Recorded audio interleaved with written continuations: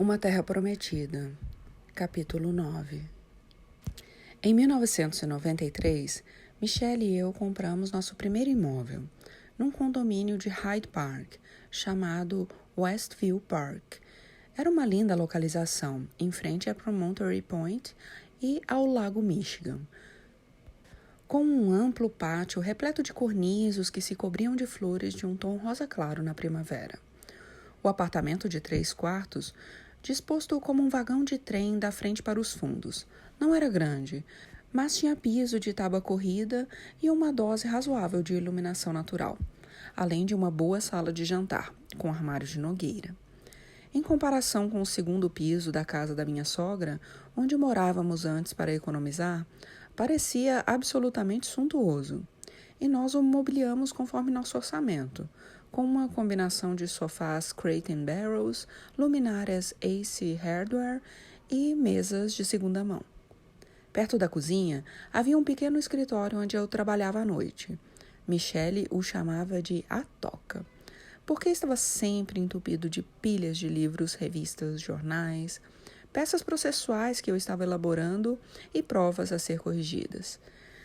Mais ou menos de mês em mês, quando não conseguia mais encontrar as coisas, eu dava uma ajeitada na toca durante 1 hora de atividade frenética e sentia muito orgulho de mim pelos 3 dias que os livros, jornais e o resto da bagunça levavam para reaparecer, como ervas daninhas.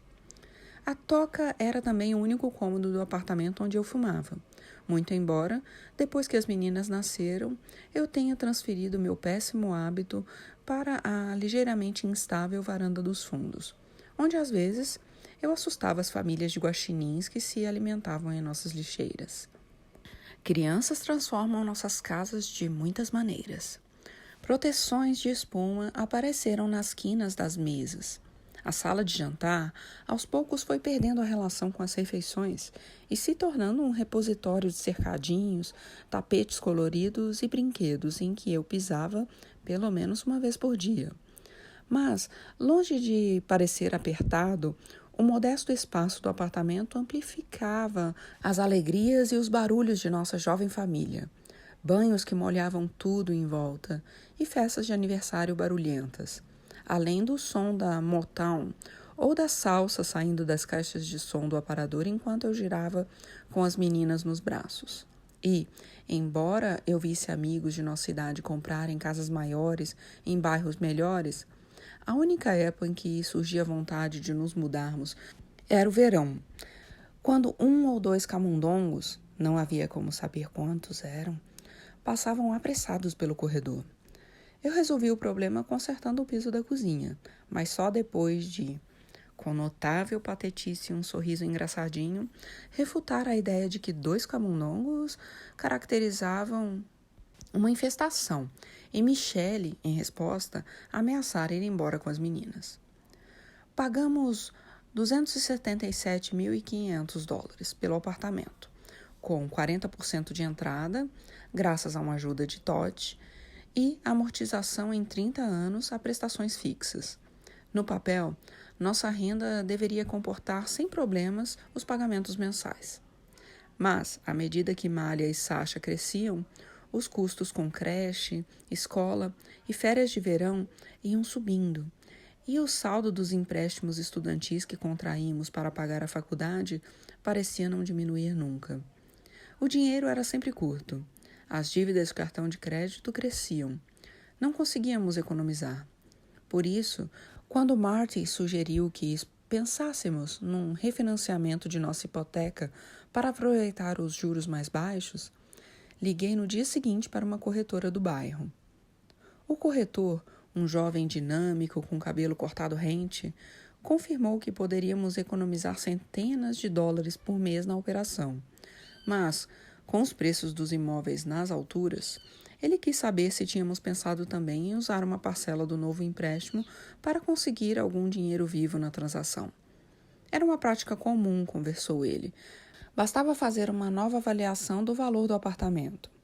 De início, tive minhas dúvidas, ouvindo a voz sensata de Todd repercutir em meus ouvidos.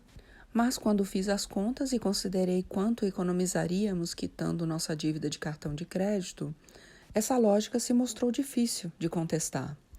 Sem que o avaliador ou o corretor sequer dessem ao trabalho de inspecionar nossa casa, e levando comigo apenas 3 meses de contra-cheques e meia dúzia de extratos bancários, assinei alguns papéis e saí do escritório do corretor com um cheque de $40.000 no bolso e a vaga sensação de que tinha acabado de fazer alguma coisa errada. Era assim no começo dos anos 2000, uma corrida do ouro dos imóveis. Em Chicago, as novidades pareciam pipocar todas as noites, com os preços subindo em ritmo inédito, os juros baixos e algumas instituições de crédito exigindo apenas 10 ou 5%, ou mesmo dinheiro nenhum, de entrada para a compra. Por que se privar do dormitório extra, das bancadas de granito e dos porões bem equipados, que as revistas e os programas de televisão diziam que eram requisitos da vida de classe média? Era um grande investimento, uma coisa certa. E, uma vez comprada, aquela mesma casa poderia servir como um cheque em branco, cobrindo a melhor decoração para as janelas, as férias em Cancún desejadas fazia tanto tempo. Ou como uma compensação pelo fato de você não ter conseguido um aumento no ano anterior. Na ânsia de entrar naquela onda para ganhar dinheiro, amigos, taxistas e professores me contavam que estavam trocando de casa. E, de repente, todos pareciam fluentes na linguagem das parcelas balão, das hipotecas com juros ajustáveis e do índice Case-Shiller. Se eu fizesse alguma ressalva, o mercado imobiliário pode ser imprevisível, você não vai querer entrar numa enrascada. Eles me garantiam já ter conversado com um primo ou tio que ganhara muito dinheiro e falavam com um tom de divertimento que dava a entender que eu estava totalmente por fora. Depois que fui eleito senador dos Estados Unidos, vendemos nosso apartamento no Westview Park por um valor suficiente para cobrir nossa hipoteca e o empréstimo feito com o imóvel com uma garantia, e ainda sair com um pequeno lucro. Mas percebi, enquanto voltava de carro para casa certa noite, que a corretora onde havia feito meu refinanciamento estava vazia, com uma grande placa de vende-se ou aluga-se na janela.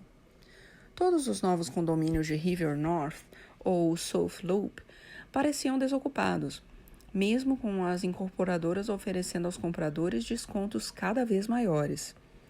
Uma antiga funcionária, que tinha saído do governo para trabalhar no mercado imobiliário, me perguntou se eu sabia de alguma vaga de emprego. O negócio com os imóveis não deu tão certo quanto ela esperava.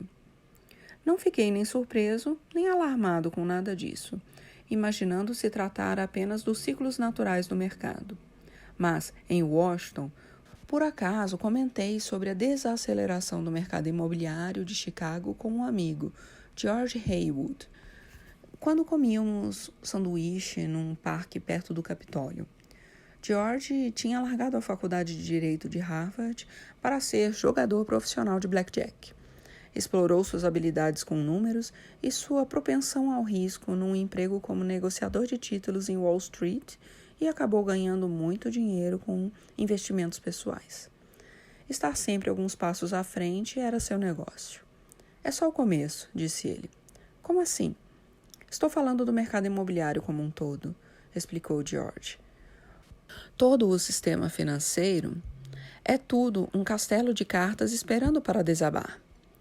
Sob o sol da tarde, ele me deu um curso rápido sobre o florescente mercado de hipotecas de alto risco. Embora os bancos tipicamente mantivessem em suas próprias carteiras os empréstimos hipotecários que faziam, uma imensa percentagem desses empréstimos passara a ser empacotada e vendida como títulos negociáveis em Wall Street, com a possibilidade de os bancos transferirem o risco de inadimplência dos clientes.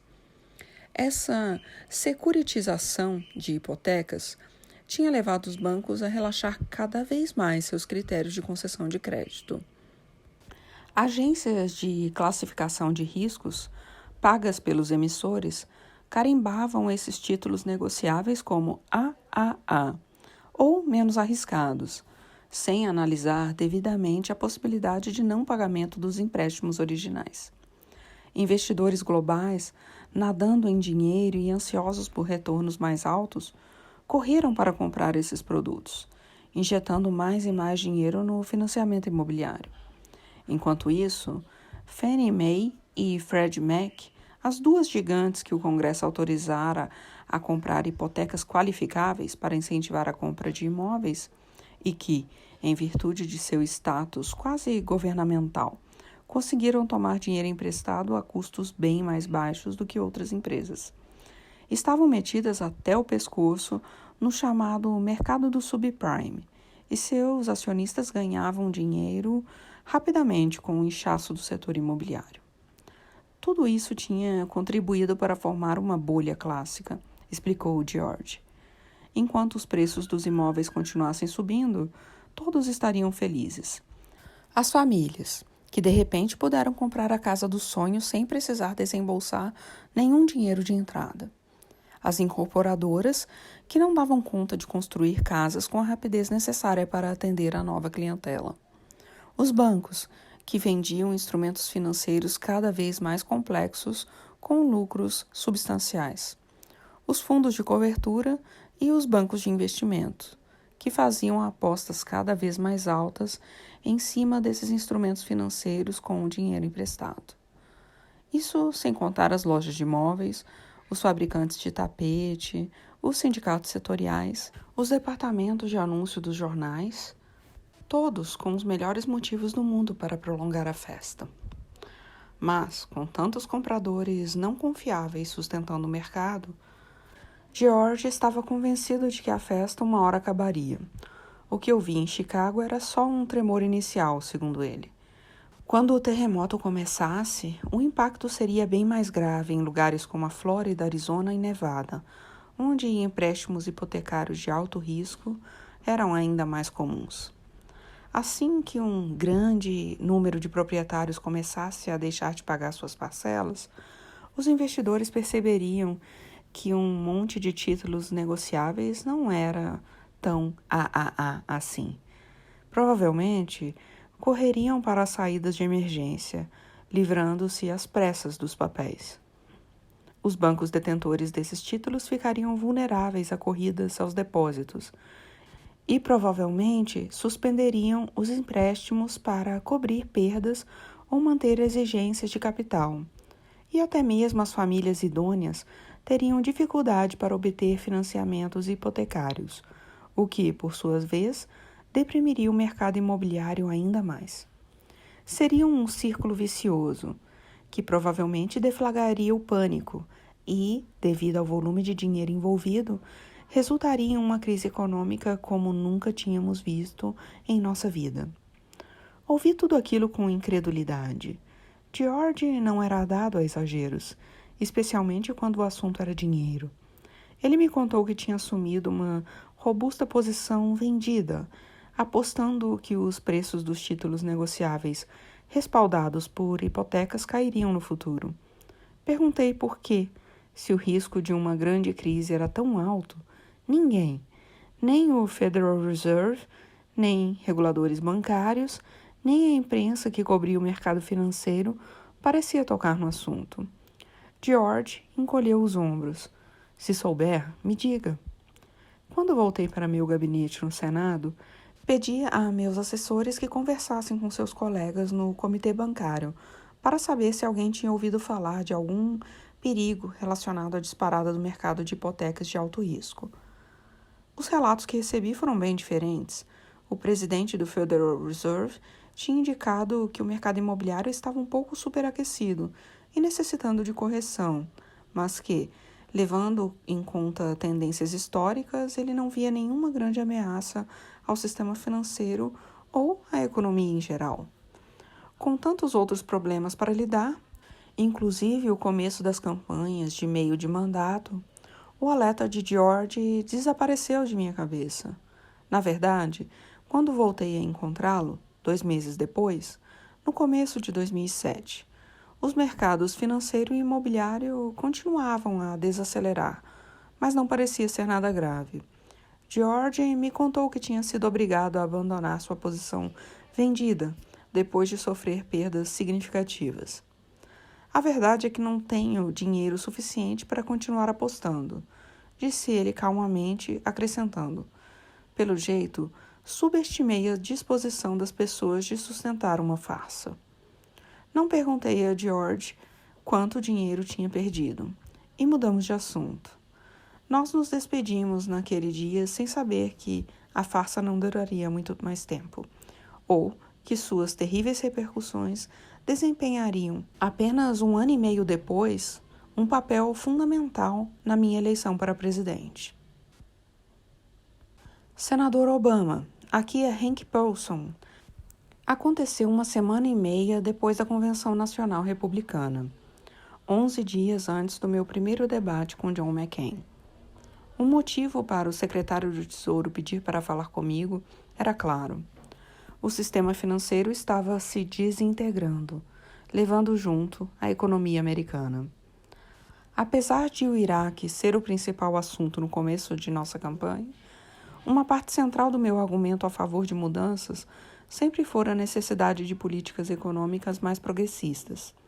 A meu ver, a combinação de globalização e tecnologias revolucionárias vinha alterando fundamentalmente a economia dos Estados Unidos havia pelo menos 2 décadas. A indústria americana tinha transferido sua produção para o exterior, se aproveitando da mão de obra de baixo custo, e recebia de volta produtos baratos a serem comercializados por grandes redes varejistas, com as quais pequenas empresas não podiam ter esperança de concorrer. Mais recentemente, a internet tinha eliminado categorias inteiras de serviços de escritório e, em alguns casos, setores econômicos inteiros.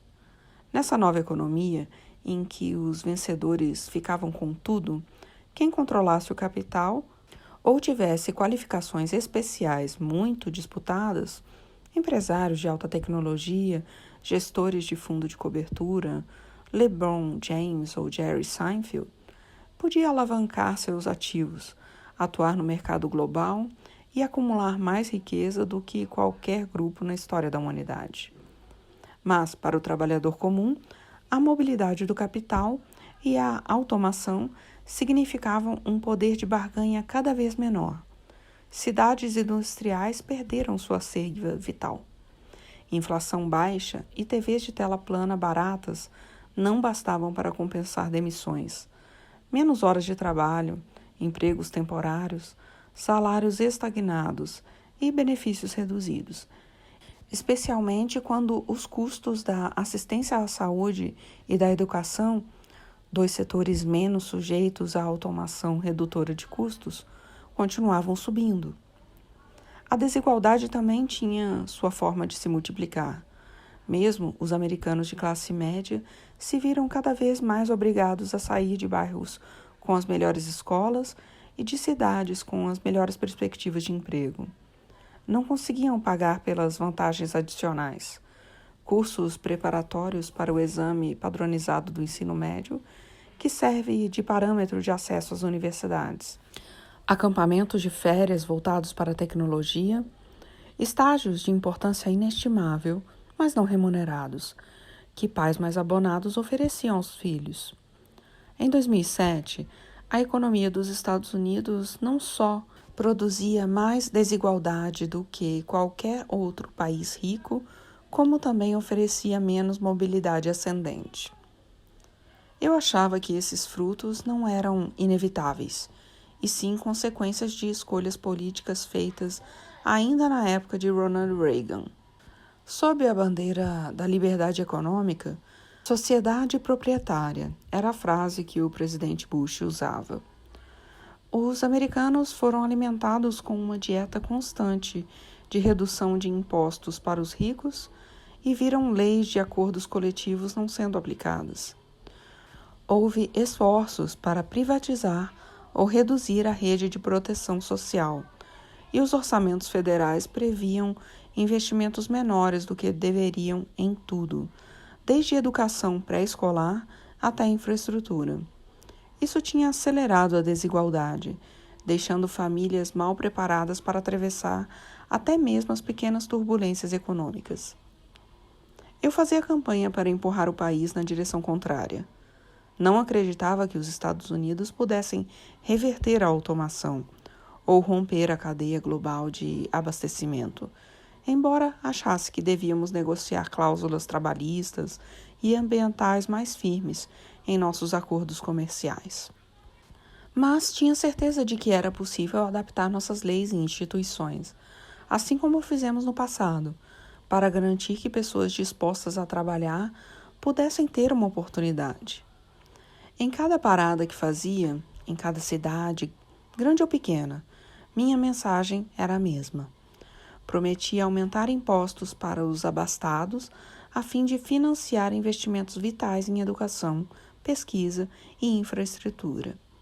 Prometia fortalecer sindicatos e aumentar o salário mínimo, bem como oferecer assistência universal à saúde e tornar mais acessível o ensino superior. Queria que as pessoas compreendessem que havia um precedente para uma ação ousada do governo.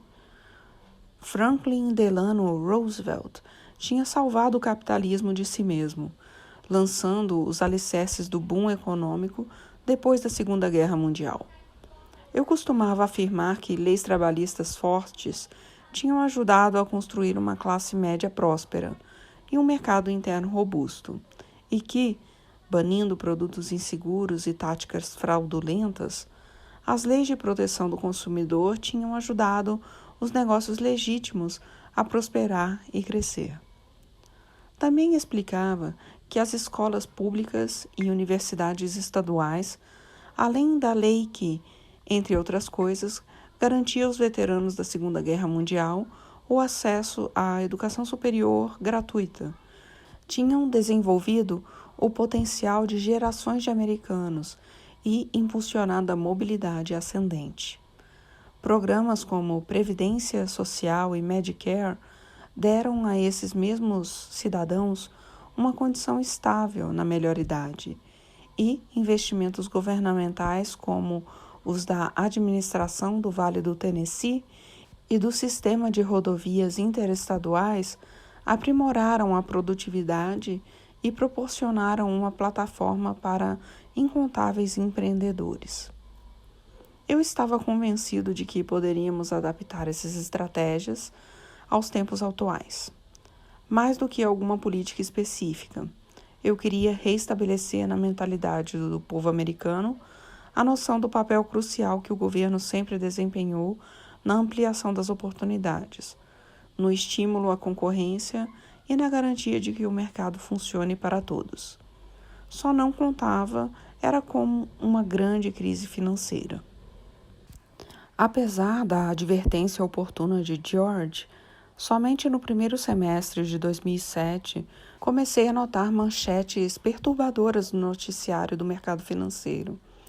A segunda maior instituição de crédito de hipotecas de alto risco no país, New Century Financial, decretou falência depois de uma onda de inadimplência no mercado do subprime. A maior instituição, Countrywide, só não teve o mesmo destino porque o Federal Reserve interveio e aprovou um casamento à força com o Bank of America.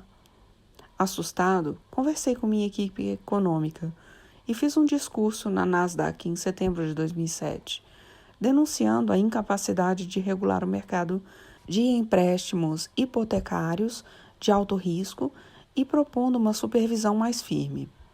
Isso talvez tenha me colocado alguns passos adiante dos outros candidatos a presidente. Mas, apesar disso, estava bem atrás dos acontecimentos em Wall Street, que começavam a sair de controle. Nos meses seguintes, os mercados financeiros assistiram a uma correria em busca de segurança, com instituições de crédito e investidores transferindo seu dinheiro para títulos do Tesouro, respaldados pelo governo, restringindo drasticamente o crédito e promovendo uma fuga de capital de qualquer firma que pudesse correr risco significativo com títulos negociáveis com respaldo hipotecário. Quase todas as grandes instituições financeiras do mundo ficaram perigosamente expostas, pois ou haviam investido nesse sistema, tomando mais empréstimos para financiar suas apostas, ou emprestaram dinheiro a negócios que se valiam dessa prática. Em outubro de 2007, o Merrill Lynch anunciou perdas de 7,9 bilhões de dólares relacionadas a hipotecas. O Citigroup advertiu que sua cifra talvez chegasse perto dos 11 bilhões. Em março de 2008, o preço das ações em firmas de investimento como Bear Stearns caiu de 57 para 30 dólares em um único dia, forçando o Fed a arquitetar uma aquisição a preço de ocasião pela JP Morgan Chase. Ninguém saberia dizer se ou quando os 3 grandes bancos de investimentos remanescentes, Goldman Sachs, Morgan Stanley e, em especial, o Lehman Brothers, todos sofrendo com uma hemorragia de capital de uma rapidez espantosa, enfrentariam um acerto de contas parecido. Para o público, havia a tentação de ver tudo isso como castigo justo para a ganância de banqueiros e gestores de fundos de cobertura, de querer assistir ao espetáculo de empresas falindo e executivos que tinham recebido bônus de 20 milhões de dólares sendo obrigados a vender seus iates, jatos e casas nos Hamptons. Eu mesmo conheci uma quantidade suficiente de executivos de Wall Street para saber que muitos correspondiam ao estereótipo. Presunçosos mal acostumados, perdulários em seus hábitos de consumo e indiferentes ao impacto que suas decisões causavam aos demais. O problema era que, no meio de um pânico financeiro, numa economia capitalista moderna, era impossível separar as empresas boas das más, ou fazer com que só os temerários e os inescrupulosos sofressem as consequências. Gostando ou não, todos e tudo estavam interconectados. Quando chegou a primavera de 2008, os Estados Unidos estavam em plena recessão. A bolha imobiliária e o dinheiro fácil tinham disfarçado muitos pontos fracos da economia americana por toda uma década. Mas, com a taxa de inadimplência nas alturas, o crédito represado, o mercado de ações em declínio e os preços dos imóveis despencando, empresas grandes e pequenas resolveram reduzir custos. Demitiram empregados e cancelaram encomendas. Seguraram investimentos em novas instalações e sistemas informatizados. E, com as pessoas que tinham trabalhado para essas empresas perdendo empregos, ou vendo o valor real de suas propriedades ou de seus planos de aposentadoria diminuir, ou atrasando o pagamento de dívidas de cartão de crédito e sendo obrigadas a gastar suas economias, elas também cortaram gastos. Postergaram a compra de um carro novo, pararam de comer em restaurantes e adiaram férias. E, com o declínio das vendas, as empresas reduziram ainda mais as folhas de pagamento e custos. Era um ciclo clássico de redução da demanda, que piorava a cada mês. Dados de março mostravam que 1 em cada 11 hipotecas estavam com pagamento atrasado ou em execução e que as vendas de carros desabaram. Em maio, o desemprego subiu 0,5%, o maior aumento mensal em 20 anos. Era um problema que cabia ao presidente Bush resolver. Por insistência de sua assessoria econômica, ele tinha conseguido fechar um acordo bipartidário com o Congresso para um pacote de resgate de 168 bilhões de dólares, que oferecia incentivos fiscais e abatimentos para estimular o consumo e impulsionar a economia. Mas o eventual efeito positivo da medida acabou anulado pelos altos preços dos combustíveis naquele verão. E a crise piorou. Em julho, estações de rádio e TV no país inteiro transmitiram imagens de clientes desesperados, formando fila para tirar seu dinheiro do IndyMac, um banco da Califórnia que logo em seguida quebrou.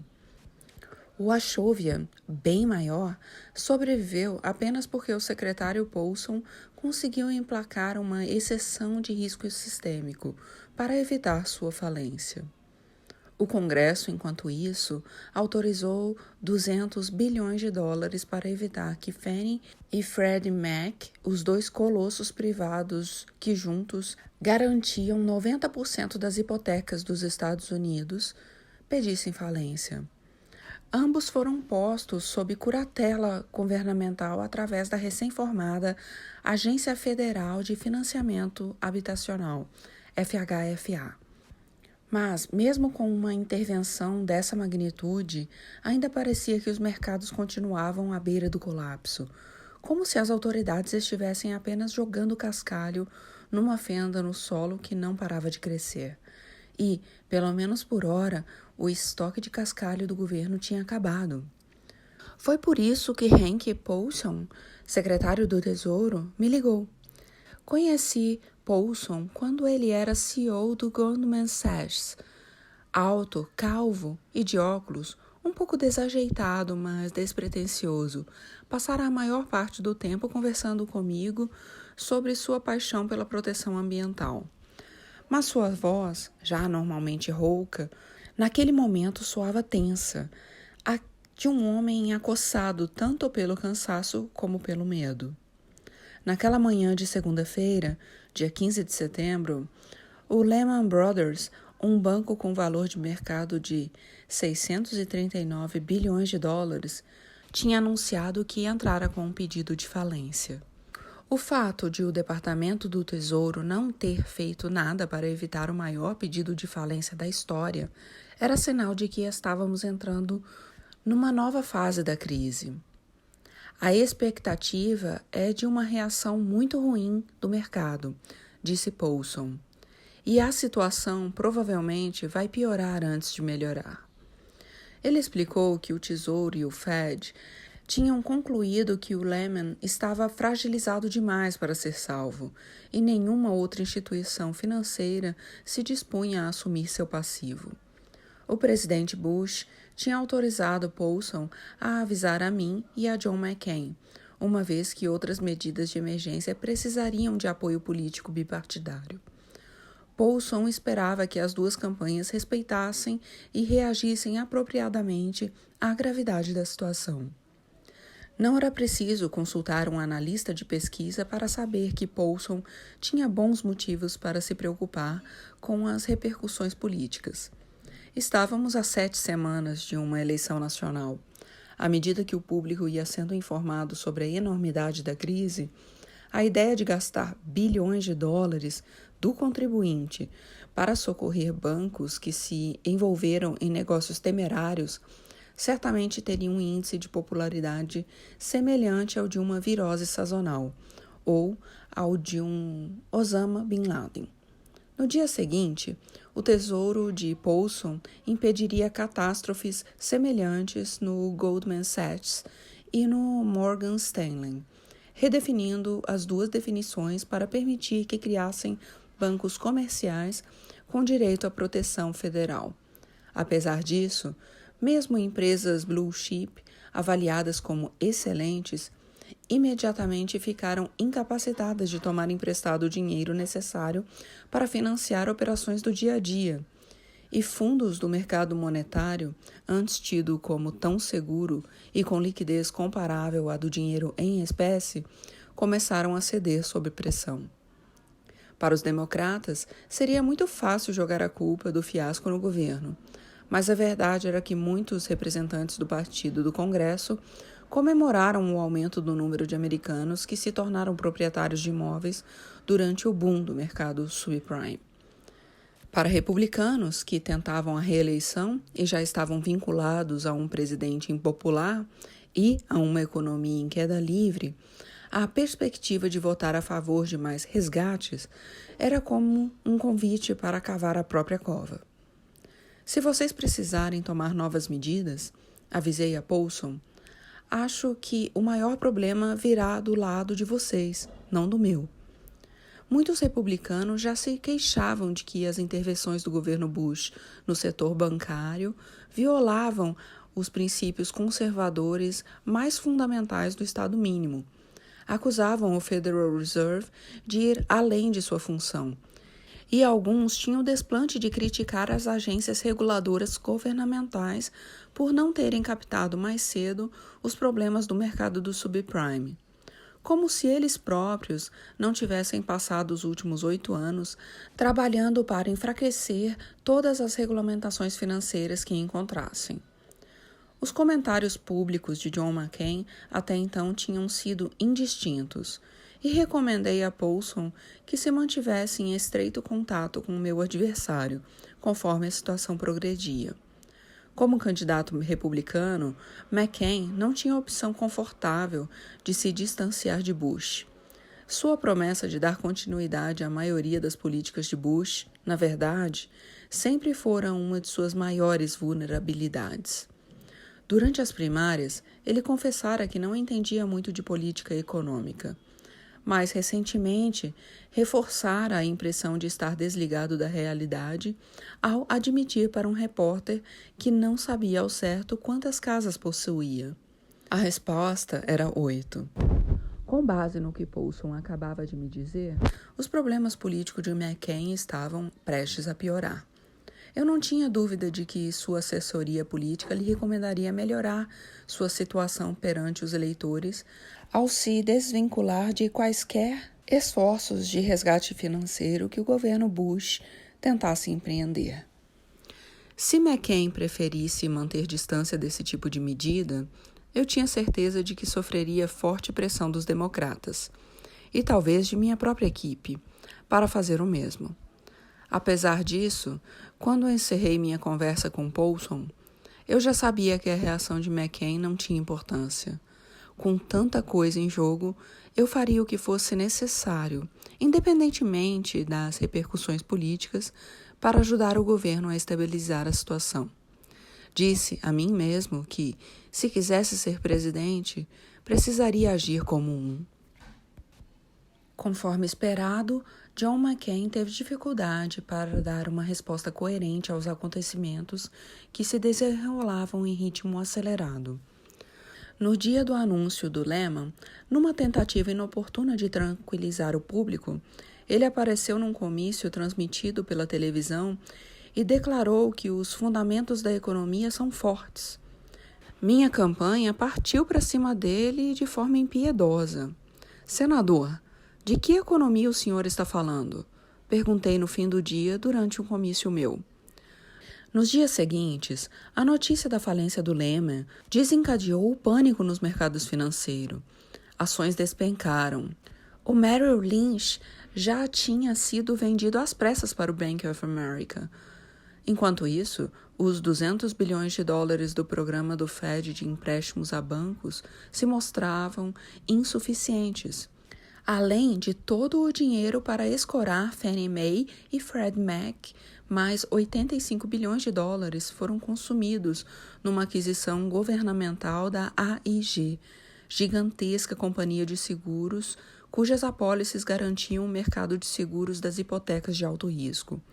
A AIG era um exemplo mais bem acabado de uma empresa grande demais para quebrar, tão entrelaçada com redes financeiras globais que seu colapso provocaria um efeito cascata de falências bancárias. Mas, apesar da intervenção do governo, continuou a sangrar. 4 dias depois do colapso do Lehman, o presidente Bush e o secretário Paulson apareceram na televisão, ao lado de Ben Bernanke e Chris Cox, chefes do Federal Reserve e da Comissão de Valores Mobiliários, SEC, e falaram da necessidade de o Congresso aprovar um projeto de lei que ficaria conhecido como Programa de Socorro a Ativos Depreciados, o TARP, criando um novo fundo de emergência de 700 bilhões de dólares. Era esse o preço a ser pago, na estimativa deles, para evitar o apocalipse. Talvez para compensar a declaração equivocada que dera, McCain anunciou sua oposição ao socorro governamental à AIG. Um dia depois voltou atrás. Sua posição a respeito do TARP continuava obscura, opondo-se a resgates em tese, mas talvez apoiando aquele em prática. Com todo o zigue-zague, nossa campanha não teve dificuldade para vincular a crise a uma agenda econômica Bush-McCain, que dava prioridade aos ricos e poderosos em detrimento da classe média, alegando que o candidato republicano estava despreparado para comandar o país em termos de turbulência econômica. Apesar disso, fiz o possível para honrar o compromisso que assumira com Paulson, instruindo minha equipe a não fazer comentários públicos que pudessem pôr em risco as chances de o governo Bush conseguir a aprovação do Congresso para um pacote de socorro financeiro. Além de nossos assessores de economia, Austin Goolsbee e Jason Furman, eu passara a ouvir um grupo consultivo especial, que incluía Paul Volcker, ex-presidente do Fed, Larry Summers, ex-secretário do Tesouro do governo Clinton, e o lendário investidor Warren Buffett. Todos tinham passado por grandes crises financeiras e confirmavam que aquela era uma crise de outra ordem e magnitude. Sem uma ação rápida, diziam, havia a possibilidade real de um colapso econômico mundial. Milhões de americanos perdendo suas casas e economias, juntamente com níveis de desemprego comparáveis ao da era da depressão.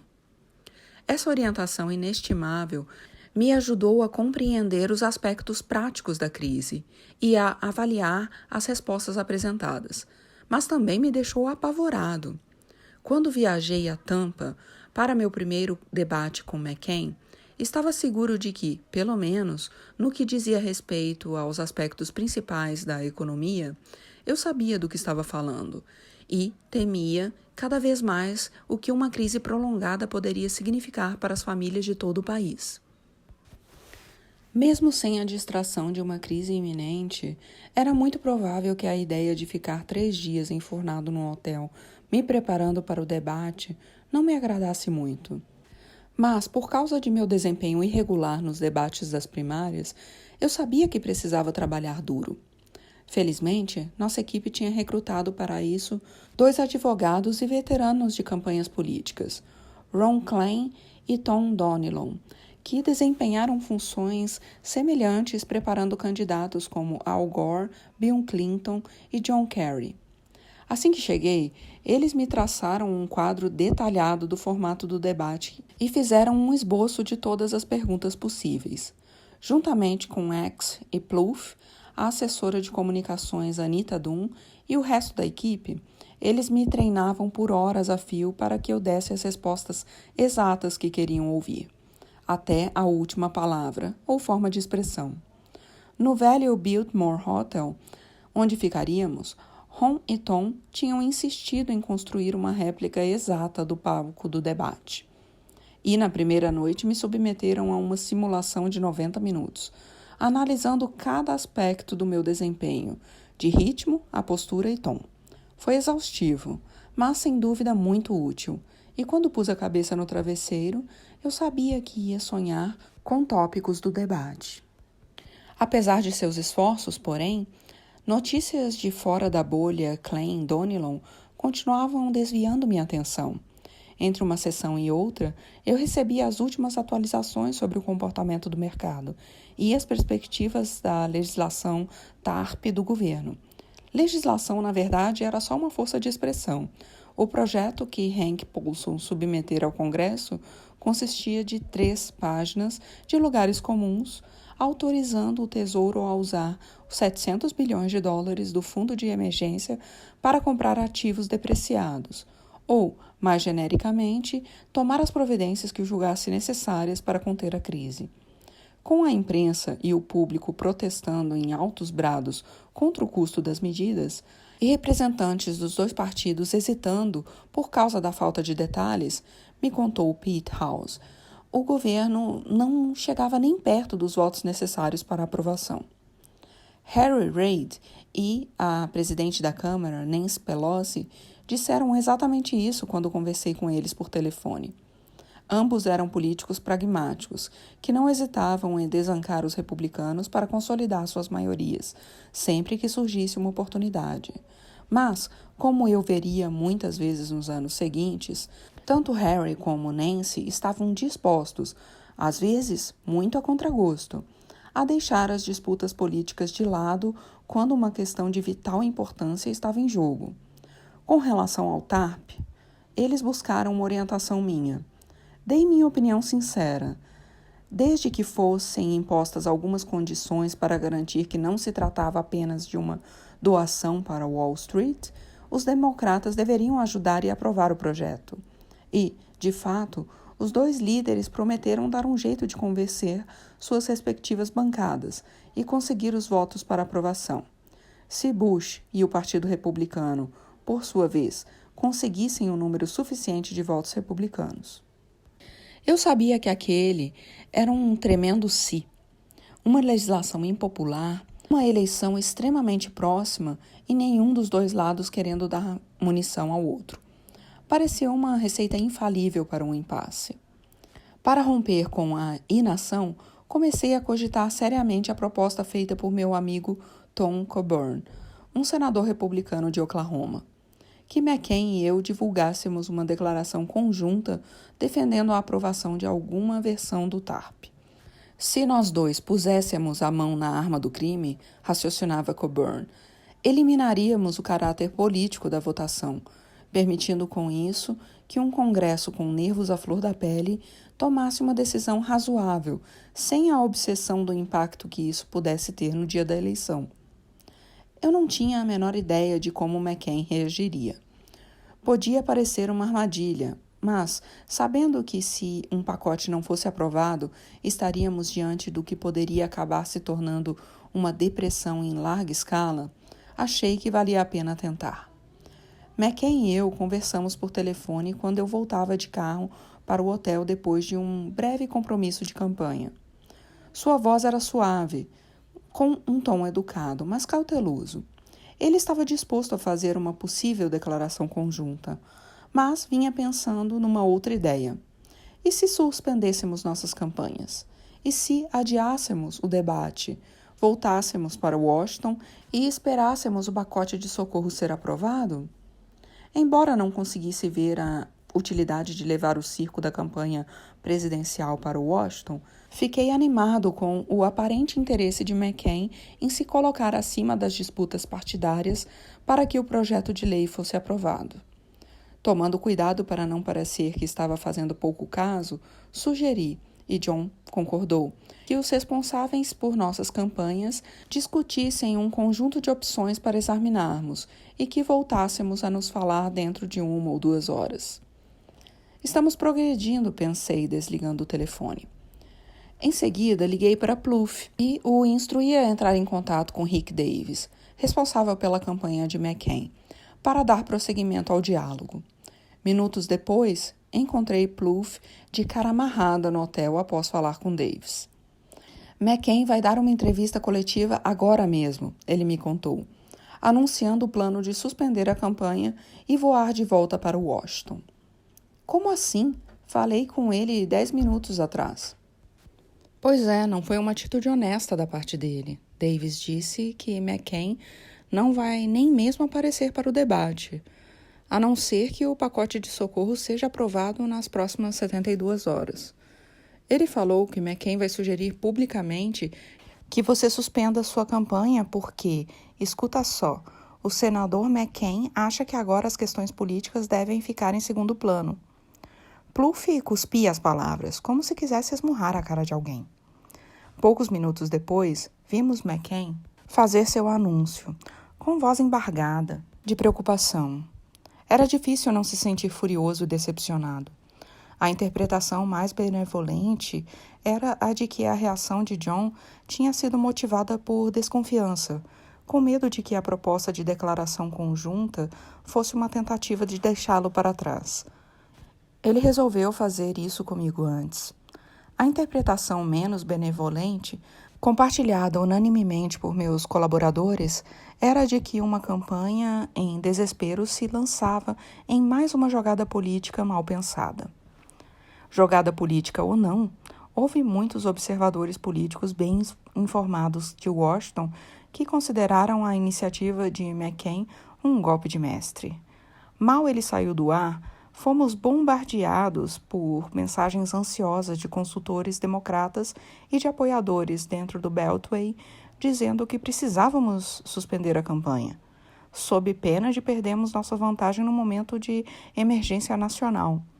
Mas, tanto por temperamento como por experiência, não estávamos inclinados a seguir a opinião geral.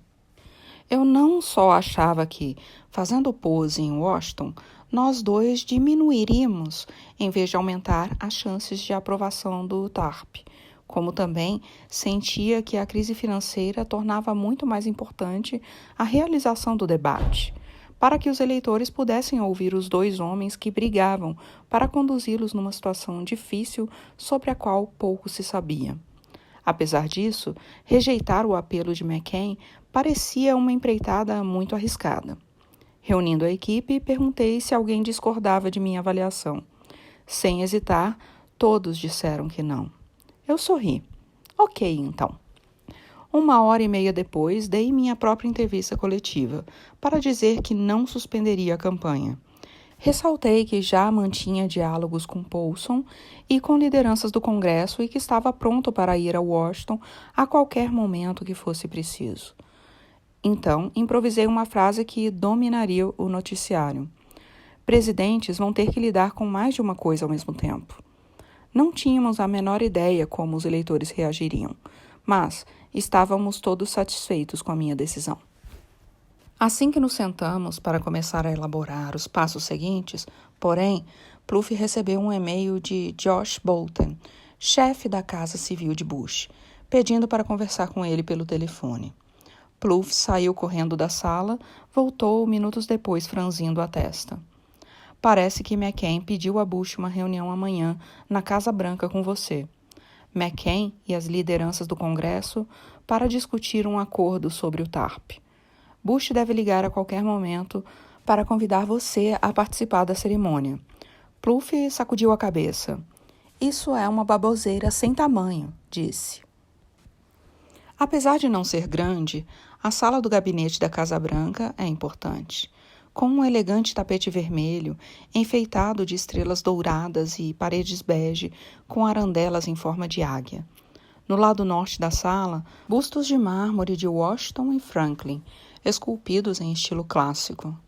Nos miram a partir de nichos dos dois lados de uma lareira. No centro da sala fica uma mesa oval de mogno, brilhante, cercada de 20 pesadas cadeiras revestidas de couro, com pequenas placas de bronze no encosto de cada uma, indicando em qual o presidente, o vice-presidente e vários membros do gabinete devem sentar. É um lugar para deliberações sóbrias, construído para suportar o peso da história. Quase todos os dias, a luz entra na sala pelas amplas janelas à francesa, que dão para o roseiral. Mas, em 25 de setembro, quando me sentei para o encontro que Bush tinha convocado a pedido de McCain, o céu estava nublado.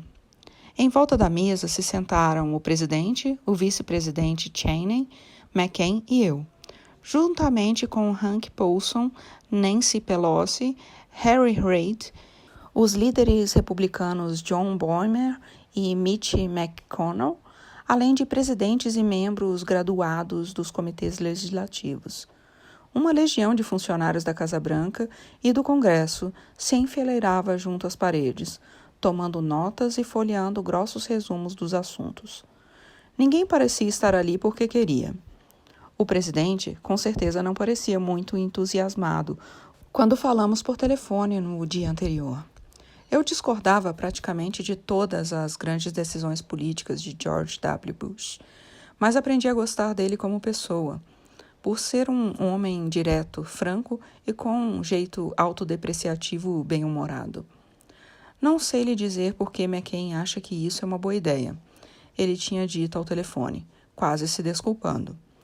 Estava ciente de que Hank Paulson e eu já nos comunicávamos umas 2 vezes por dia e demonstrou gratidão por minha ajuda nos bastidores junto aos democratas. Se eu fosse você, Washington seria o último lugar onde eu gostaria de estar, continuou Bush.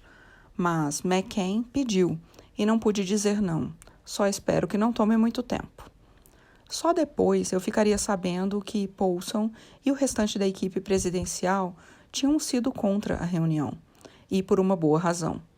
Nos dias anteriores, as lideranças do Congresso tinham começado a superar diferenças a respeito do projeto do TARP. Naquela manhã, houve relatos de um acordo inicial, apesar de, em poucas horas, os republicanos recuarem.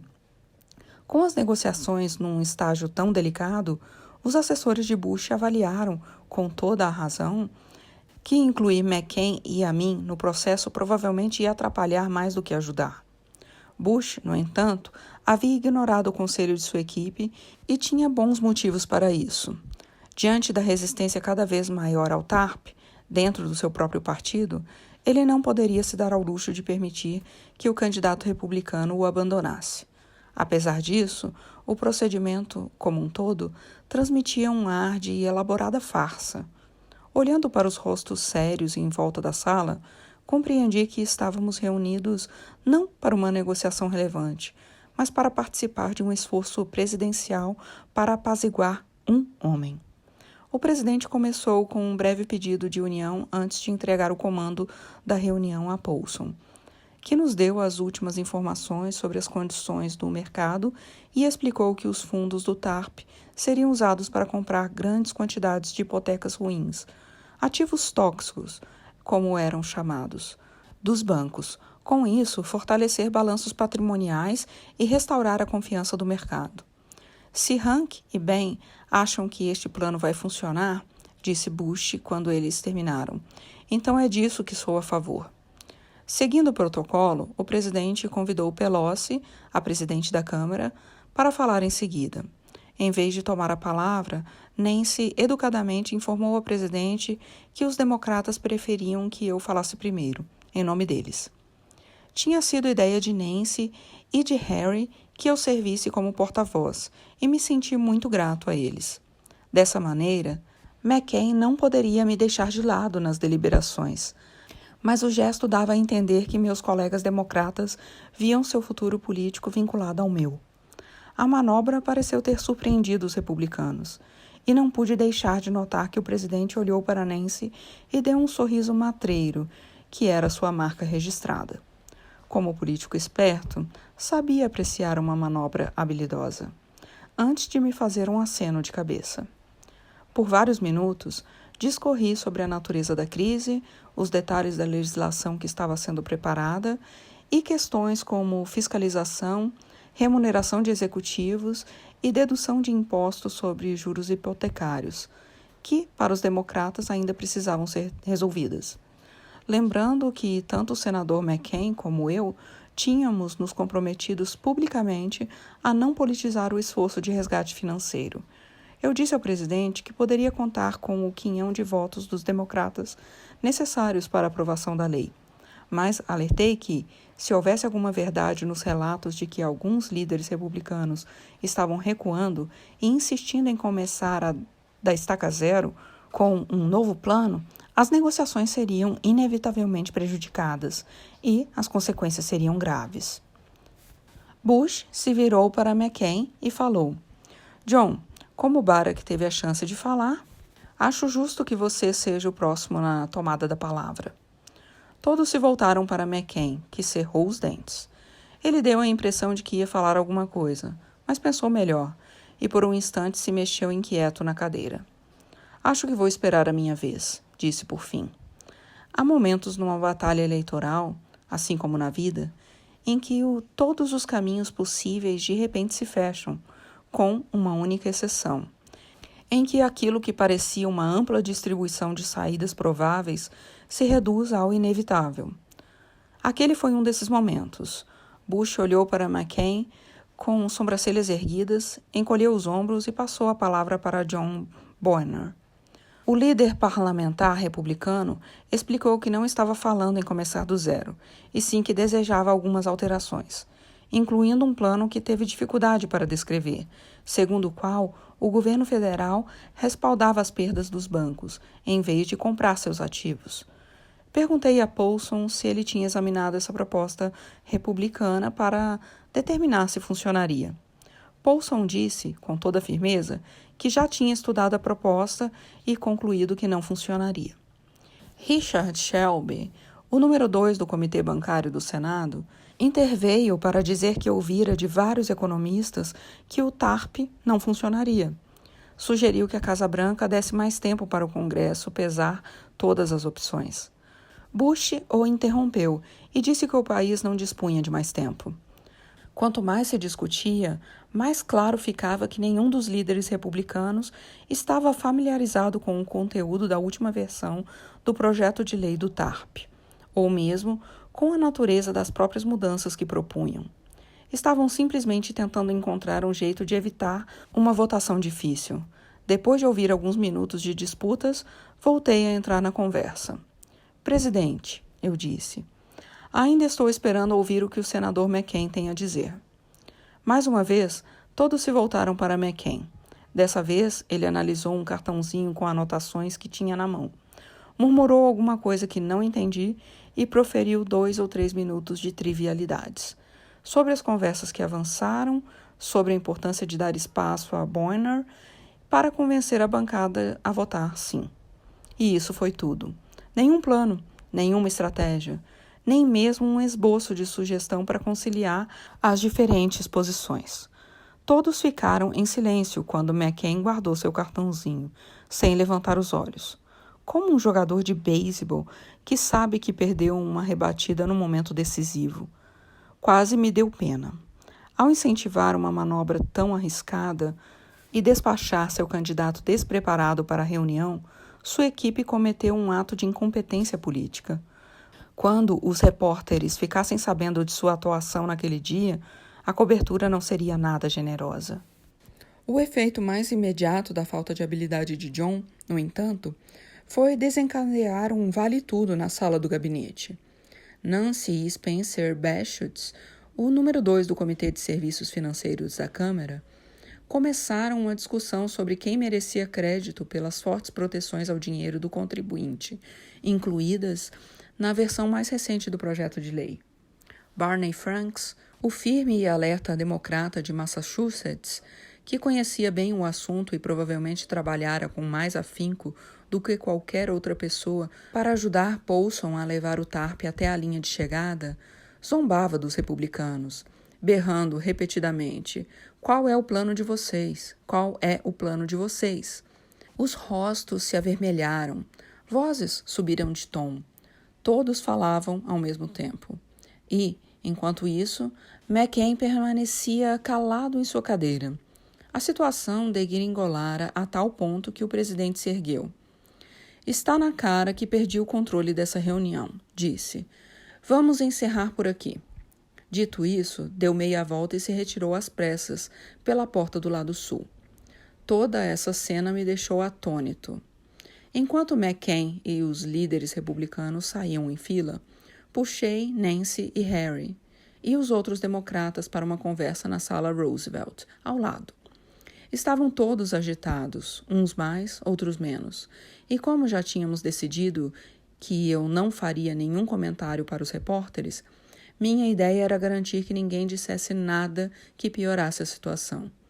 Tentávamos chegar a um acordo sobre o jeito construtivo de resumir o encontro quando Paulson entrou, com uma expressão de trauma de guerra no rosto. Vários colegas começaram a enxotá-lo, como se fosse um menino impopular no recreio da escola. Alguns até vaiaram. Nancy, disse Paulson, se aproximando da presidente da Câmara. Por favor. E então, numa inspirada, apesar de um tanto triste mistura de humor e desespero, do alto dos seus quase 2 metros de altura e 62 anos de idade, se apoiou sobre um dos joelhos e disse: estou suplicando, não ponha tudo a perder. Nancy se permitiu um rápido sorriso. Hank, eu não sabia que você era católico, falou ela. Com a mesma rapidez, o sorriso desapareceu e ela acrescentou secamente. Você deve ter notado que não somos nós que estamos tentando pôr tudo a perder. Não tive como não admirar Paulson. Ele se levantou e permaneceu lá por mais alguns minutos, ouvindo os desabafos dos democratas. Quando eles saíram para falar com a imprensa, já estavam mais calmos e dispostos a fazer o relato mais palatável possível da reunião em suas declarações. Hank e eu combinamos de conversar mais tarde, ainda naquela noite. Já fora da Casa Branca, liguei para Plouffe. Como foi lá? Perguntou ele. Pensei um pouco antes de responder. Para nós foi ótimo, respondi. Mas, a julgar pelo que acabei de ver, é melhor ganharmos isto logo, ou o país está ferrado. Não sou, por natureza, uma pessoa supersticiosa. Quando criança, eu não tinha um número de sorte ou um pé de coelho. Não acreditava em fantasmas ou duendes. E, embora talvez fizesse um pedido ao soprar velas de aniversário ou ao jogar uma moeda numa fonte, minha mãe sempre me lembrava que existe uma relação direta entre fazer o nosso trabalho e realizar os nossos desejos. Ao longo da campanha, porém, eu me vi fazendo algumas concessões ao mundo espiritual. Um dia, em Iowa, por exemplo, um sujeito grandalhão e barbudo, em trajes de motoqueiro e coberto de tatuagens, se aproximou de mim depois de um evento e enfiou alguma coisa na minha mão. Era uma ficha de pôquer de metal que lhe servia de amuleto. Nunca o deixara na mão em Las Vegas, segundo ele. Queria me dar de presente.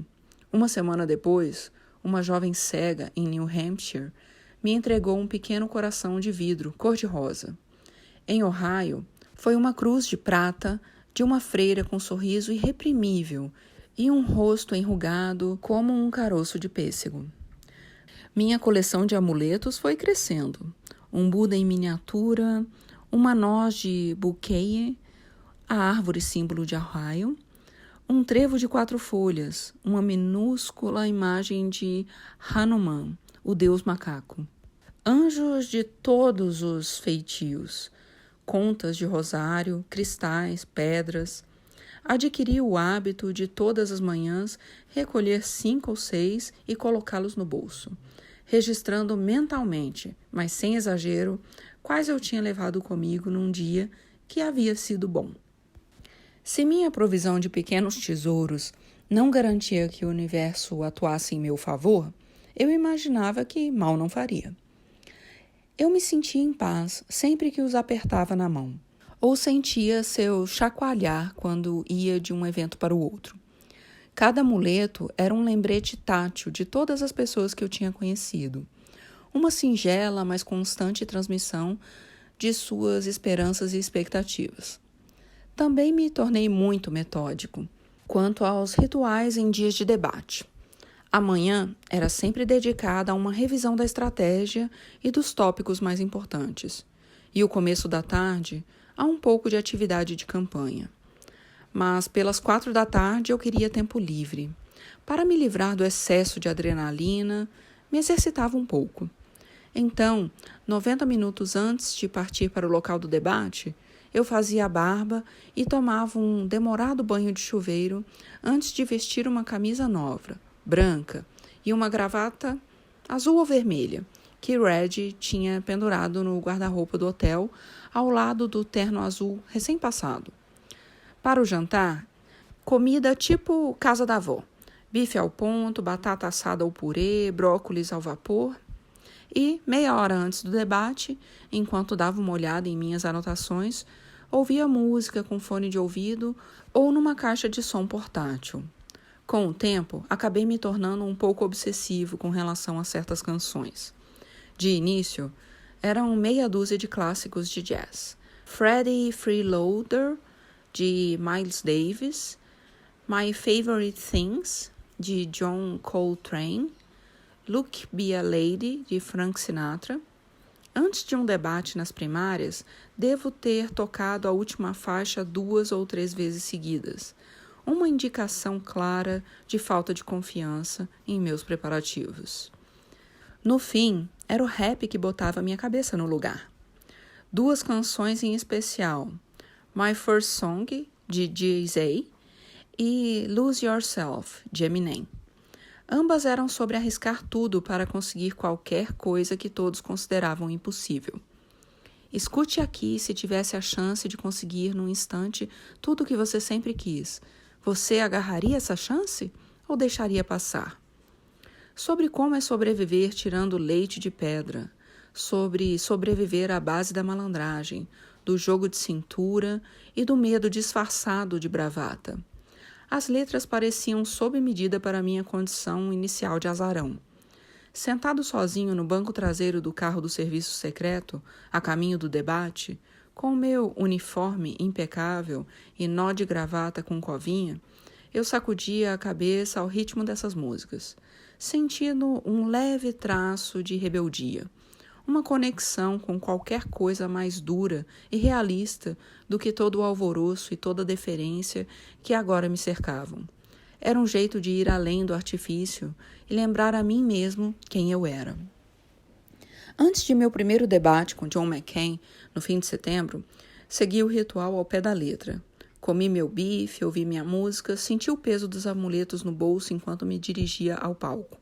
Mas, para ser franco, eu nem precisava de muita sorte. Quando cheguei ao campus da Universidade do Mississippi, lugar onde menos de 50 anos antes um negro chamado James Meredith precisou recorrer a uma ordem da Suprema Corte e à proteção de 500 agentes federais simplesmente para conseguir entrar. Eu não era mais o azarão. Eu só perderia a eleição se cometesse um erro crasso. Conforme esperado, a cobertura de imprensa do fiasco da reunião da Casa Branca tinha sido implacável com McCain. O problema se agravou quando sua campanha anunciou, poucas horas antes do debate, que, devido ao progresso resultante de sua intervenção nas negociações do Congresso sobre o TARP, ele decidira interromper a suspensão da campanha e participar.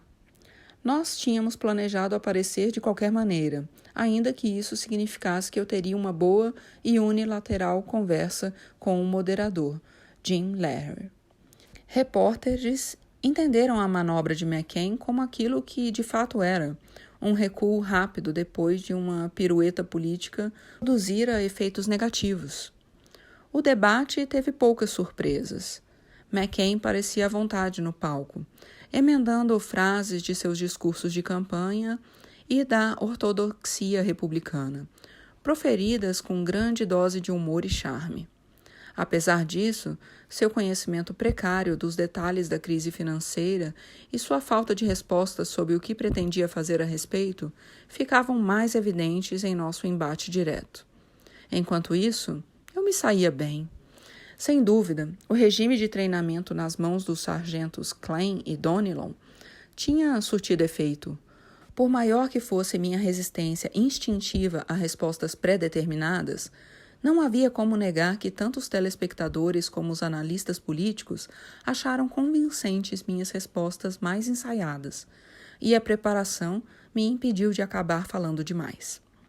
Mais do que isso, porém, meu estado de espírito ao debater com McCain tinha mudado perceptivelmente. Ao contrário dos debates com Hillary e os demais do lado democrata, que muitas vezes pareciam um jogo bem planejado, girando em torno de pequenas diferenças e atributos de estilo, minhas discordâncias em relação a John McCain eram reais e profundas. As repercussões da escolha de um em vez do outro seriam sentidas durante décadas, com consequências para milhões de pessoas. Confiante em meu domínio dos fatos, seguro de que minhas ideias tinham mais chances do que as dele de resolver os desafios que o país enfrentava, nosso embate era um estímulo para mim. E posso afirmar que foram, quase, agradáveis nossos 90 minutos no palco. As pesquisas feitas imediatamente após o debate entre eleitores indecisos mostraram que eu ganhei por ampla vantagem. Minha equipe estava exultante. Todo mundo se cumprimentando, com os punhos cerrados ou com as mãos espalmadas, e provavelmente suspirando de alívio. Michelle estava feliz, mas com moderação, já que odiava assistir aos debates. Segundo ela, ficar sentada aparentando serenidade independentemente do que se dissesse a meu respeito e do quanto eu me saía mal, sentindo o estômago revirar, era como ter um dente obturado sem anestesia. Na verdade, fosse por medo de trazer má sorte ou por causa de sua ambivalência sobre minha possibilidade de ganhar, ela costumava evitar falar comigo sobre o quanto a eleição seria apertada. Por isso, fiquei surpreso quando, na cama aquela noite, ela se virou para mim e disse: "Você vai ganhar, não vai?" Muita coisa pode acontecer, mas sim, há uma chance muito boa de eu ganhar. Olhei para minha mulher. Tinha uma expressão pensativa, como se tentasse resolver um quebra-cabeça. Finalmente, com um aceno de cabeça, respondeu ao meu olhar. "Você vai ganhar", disse ela baixinho. Depois me deu um beijo no rosto, desligou o abajur da mesinha de cabeceira e puxou o lençol sobre o ombro. Em 29 de setembro, 3 dias após o debate da Ole Miss, o projeto de lei do TARP de Bush foi derrotado por 13 votos na Câmara dos Representantes, com 2/3 dos democratas votando a favor e 2/3 dos republicanos votando contra. De imediato, o índice Dow Jones sofreu uma queda assustadora de 778 pontos. E, depois de uma surra na imprensa e de um dilúvio de ligações dos eleitores que viam seus fundos de pensão se desmancharem no ar, um número suficiente de representantes dos dois partidos conseguiu aprovar uma versão corrigida do pacote de resgate dias depois. Sentindo um enorme alívio, liguei para Hank Paulson para cumprimentá-lo por seus esforços. Mas, embora a aprovação do TARP mais tarde se comprovasse essencial para a salvação do sistema financeiro, o episódio não reverteu nem um pouco a impressão deixada de que não se poderia confiar no Partido Republicano e, por extensão, seu candidato a presidente, para lidar com a crise de maneira responsável. Enquanto isso, as decisões de campanha em que Plouffe vinha insistindo havia meses davam seus resultados. Nosso exército de organizadores e voluntários se espalhara pelo país, registrando centenas de milhares de novos eleitores e empreendendo operações inéditas em estados onde a votação antecipada era permitida. Nossas doações online continuavam a fluir, o que nos dava condição de atuar em qualquer meio de comunicação que quiséssemos. Quando a campanha de McCain anunciou há um mês da eleição que ia suspender suas atividades em Michigan, historicamente um estado decisivo, para concentrar esforços em outros lugares, Plouffe ficou quase ofendido. "Sem Michigan, eles não conseguem ganhar", falou sacudindo a cabeça. Em vez de concentrar energias em Michigan, a campanha de McCain voltou sua atenção para um homem que se transformara numa improvável figura cult, Joey Wusselbacher. Eu conhecera Wusselbacher semanas antes, quando fazia campanha à moda antiga em Toledo, em Ohio, batendo de porta em porta. Era o tipo de atividade de que eu mais gostava, surpreendendo as pessoas quando juntavam folhas no jardim ou consertavam os carros na entrada da garagem, com crianças passando de bicicleta para ver o que estava acontecendo.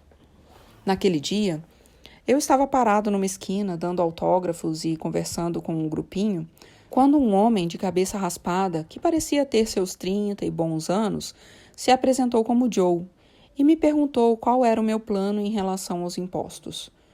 Disse que era encanador e temia que liberais como eu tornassem mais difícil o seu sucesso como pequeno empreendedor.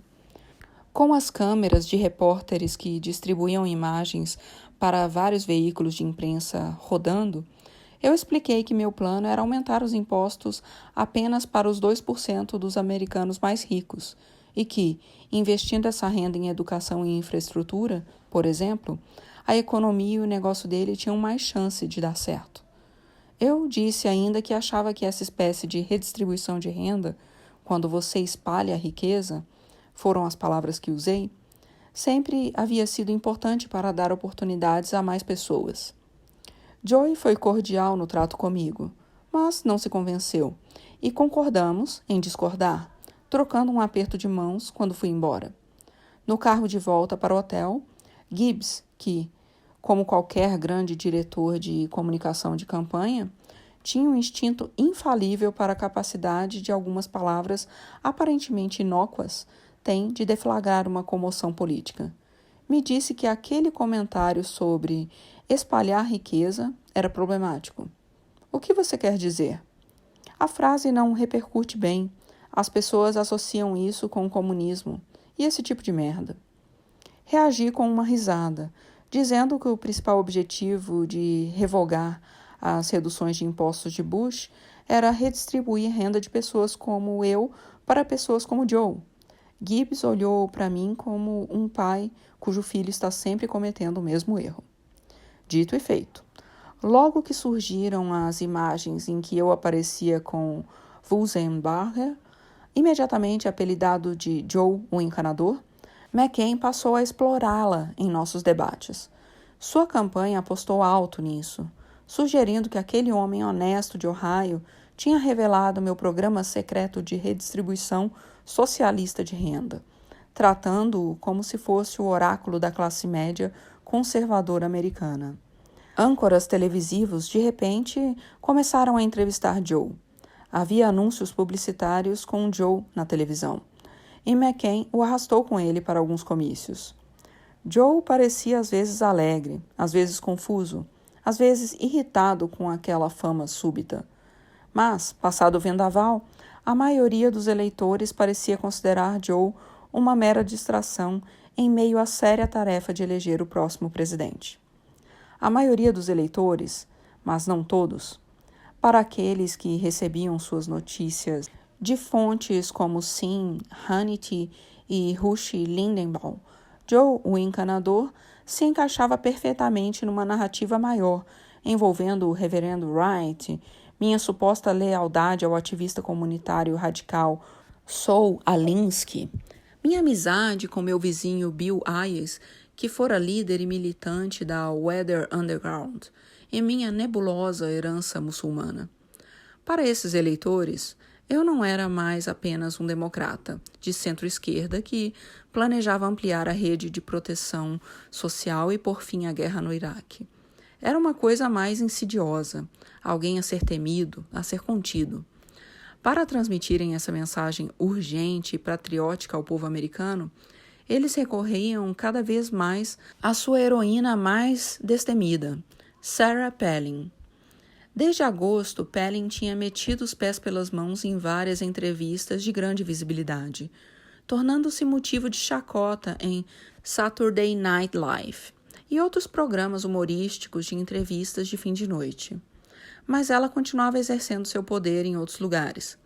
Passou a primeira semana de outubro atraindo grandes multidões, que insuflava ardorosamente com seu rancor nativista.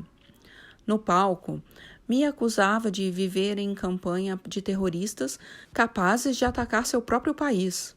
Sugeria que eu não era um homem que vê os Estados Unidos como vocês, e eu vemos os Estados Unidos. As pessoas apareciam nos comícios trajando camiseta com slogans como Pitbulls de Palin e Comunistas não. A mídia relatava gritos de terrorista, matem ele e cortem a cabeça dele, vindos do meio da plateia. Através de Palin, os espíritos sinistros que havia tempos espreitavam das margens do moderno Partido Republicano, xenofobia, anti-intelectualismo, paranoicas teorias conspiratórias e antipatia por pessoas negras e de pele escura, pareciam conseguir avançar para o centro do palco. Era um atestado do caráter de John McCain, de sua decência, o fato de que, sempre que um apoiador se aproximava vomitando retórica ao estilo de Palin, ele educadamente o empurrava para longe. Quando um homem, num comício no Minnesota, anunciou ao microfone que tinha medo de que eu fosse presidente, McCain não aguentou. Pois sabe que ele é uma pessoa decente, uma pessoa de quem você não precisa ter medo se for presidente dos Estados Unidos, disse ele, provocando vaias veementes da plateia. Respondendo a outra pergunta, disse: queremos lutar e vou lutar, mas com respeito. Admiro o senador Obama e o que ele conseguiu. Respeito-o e quero que todos sejam respeitosos. E vamos fazer tudo para ser, porque é assim que se deve fazer política nos Estados Unidos. Às vezes fico pensando se, caso soubesse o que aconteceria, McCain assim mesmo teria escolhido Palin, ciente de que sua ascensão espetacular e sua validação como candidata forneceriam um modelo para políticos futuros, empurrando o centro de seu partido e a política do país numa direção que ele abominava. Eu nunca lhe fiz essa pergunta diretamente, claro.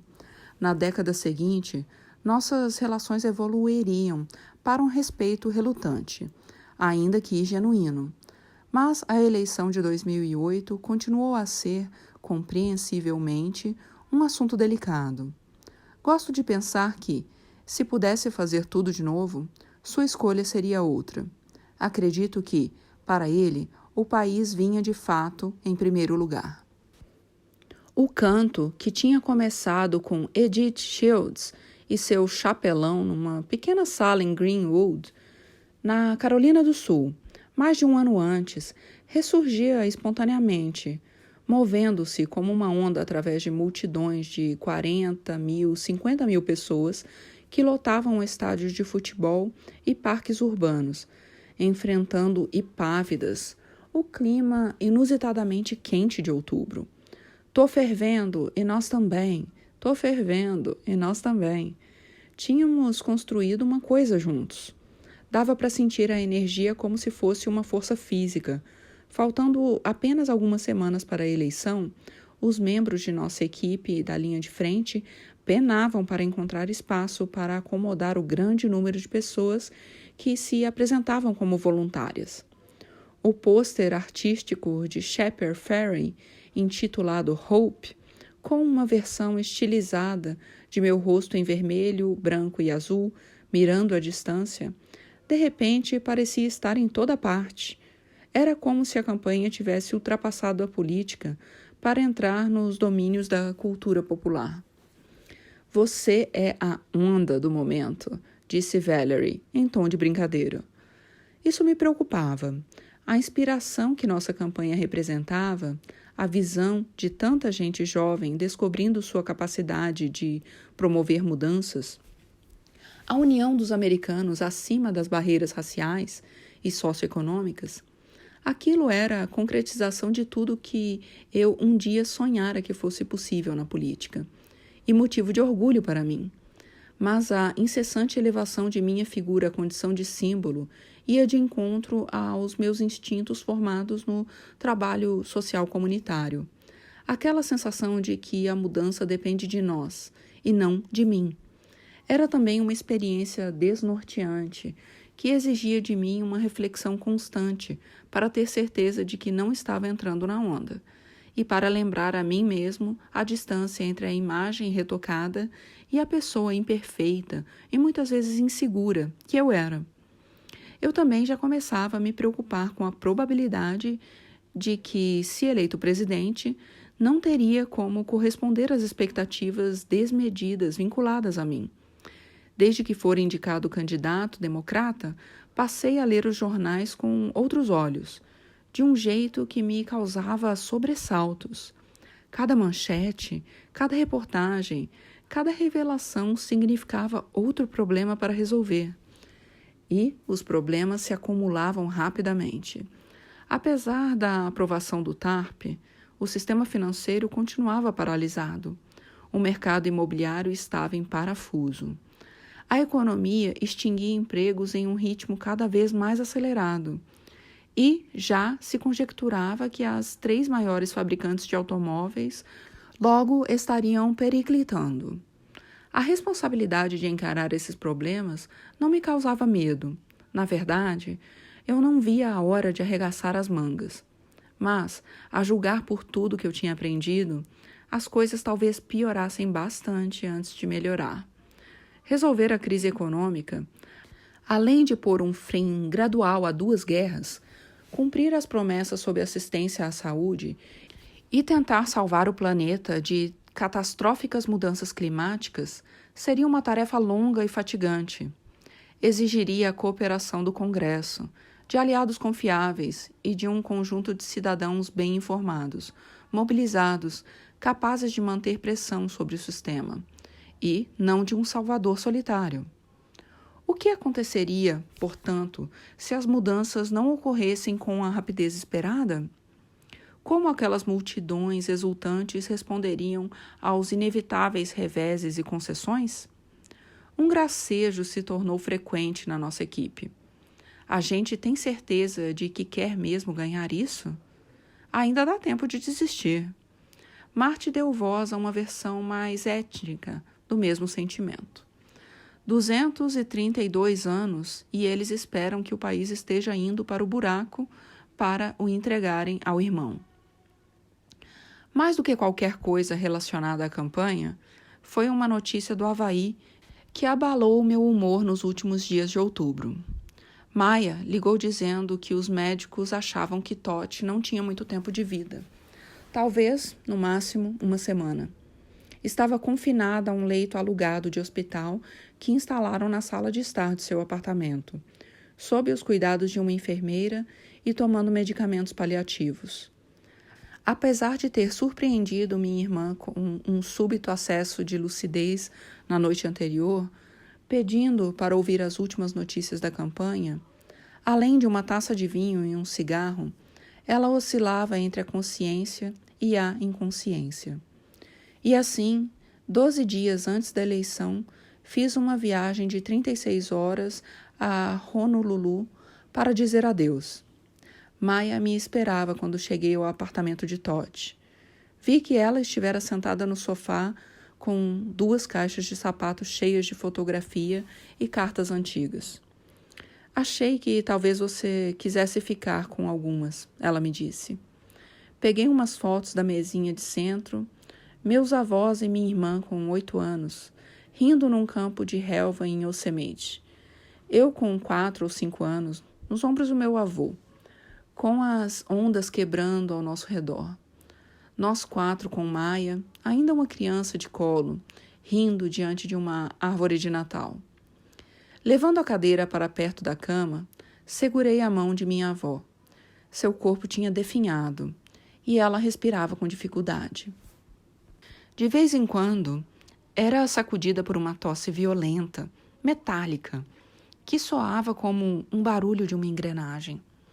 Por vezes, ela murmurava baixinho, embora algumas palavras me escapassem.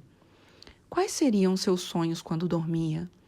Eu me perguntava se ela conseguia olhar em retrospecto e fazer um balanço, ou se achava que isso seria indulgência demais.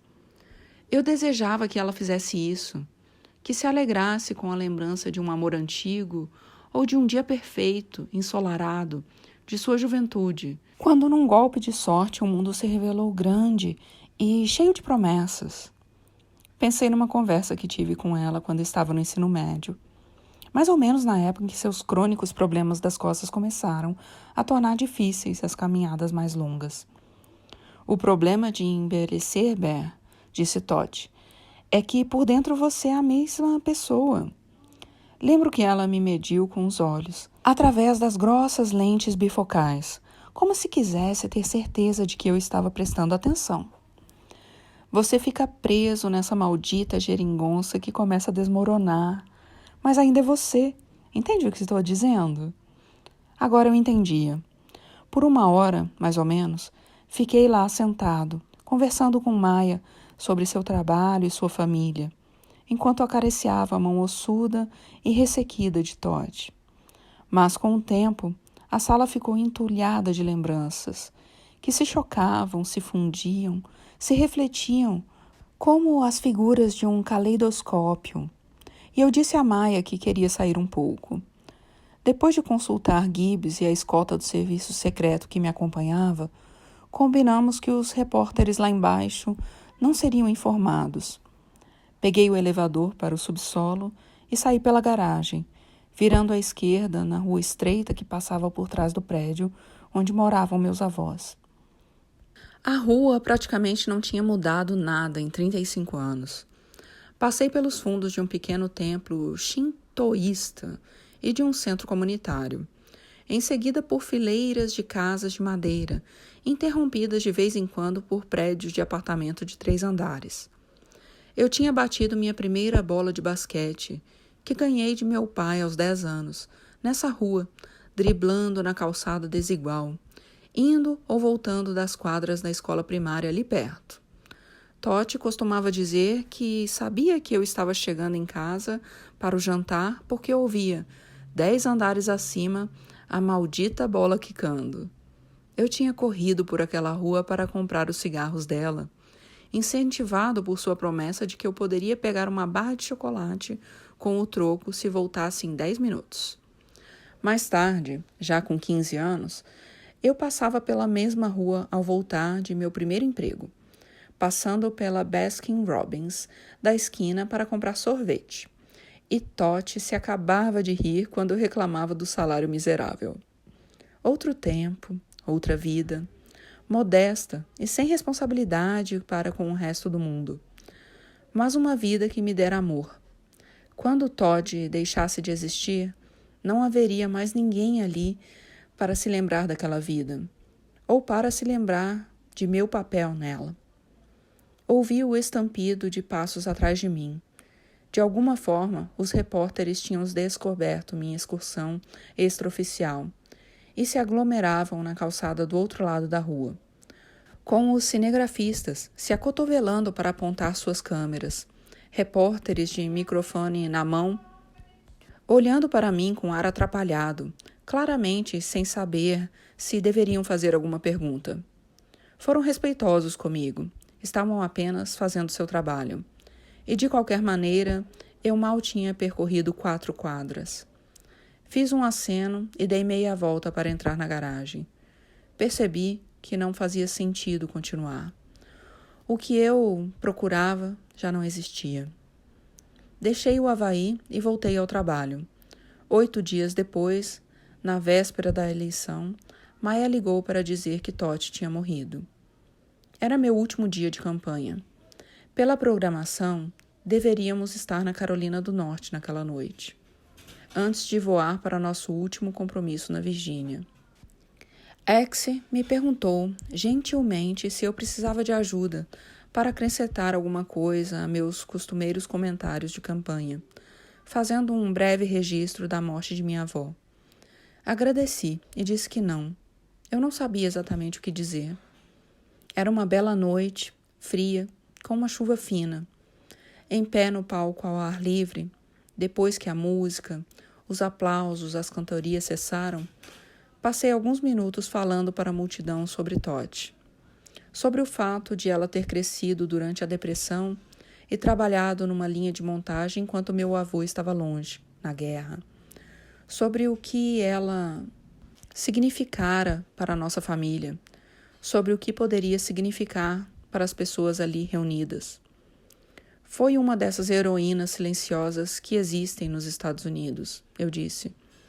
Não são famosas, seus nomes não aparecem nos jornais, mas trabalham muito, todos os dias. Cuidam da família, se sacrificam pelos filhos e netos. Não buscam os holofotes. Tentam apenas fazer o que deve ser feito. E, nessa multidão, também há muitos heróis silenciosos, mães e pais, avós, que trabalharam muito e fizeram sacrifícios. E a alegria que têm é ver os filhos, talvez os netos, ou os bisnetos, terem uma vida melhor que a sua. Os Estados Unidos são isso. É por isso que estamos lutando. Foi o melhor argumento para encerrar a campanha de que eu me julgava capaz. Se você é candidato, o dia da eleição traz uma quietude surpreendente. Não há mais comícios ou prefeituras. Anúncios de TV e rádio já não importam. Os noticiários não têm nenhuma novidade para contar. Os escritórios de campanha se esvaziam, com colaboradores e voluntários indo às ruas para ajudar a conquistar eleitores. No país inteiro, milhões de desconhecidos vão para trás de uma cortina escura registrar suas preferências políticas ou suas opiniões particulares, enquanto uma misteriosa alquimia determina o destino do país e o seu. A compreensão do que se passa é óbvia e também profunda. Não está em suas mãos. Praticamente tudo o que você pode fazer é esperar. Essa impotência estava enlouquecendo Pluff e Axe, que passavam horas em seus BlackBerry à procura de relatos, rumores, mau tempo, qualquer coisa que pudesse ser usada para a coleta de dados. Optei pela abordagem oposta, me deixando levar pela incerteza, como quem deita e flutua sobre uma onda. Comecei a manhã ligando para uma série de programas de rádio destinados a motoristas indo para o trabalho, principalmente para emissoras negras, pedindo às pessoas que saíssem e fossem votar. Por volta das 7h30, Michelle e eu votamos na Beloa Soul Smith Elementary School, a poucas quadras de nossa casa em Hyde Park, levando Malha e Sasha conosco, e em seguida as despachando para a escola. Então fiz uma rápida viagem a Indianópolis para visitar um escritório de campanha e trocar apertos de mão com eleitores. Mais tarde, joguei basquete, uma superstição que Regi e eu tínhamos desenvolvido depois de fazermos o mesmo na manhã dos caucuses de Ohio, mas não no dia das primárias em New Hampshire. Com o irmão de Michelle, Craig, alguns velhos amigos e um grupo de filhos de amigos suficientemente rápidos e fortes para nos obrigarem a suar. Era uma partida competitiva, com os insultos bem-humorados de costume, embora desse para notar a ausência de faltas graves. Eu soube depois que foi por ordem de Craig, pois ele sabia que sua irmã o responsabilizaria se eu chegasse em casa com o olho roxo.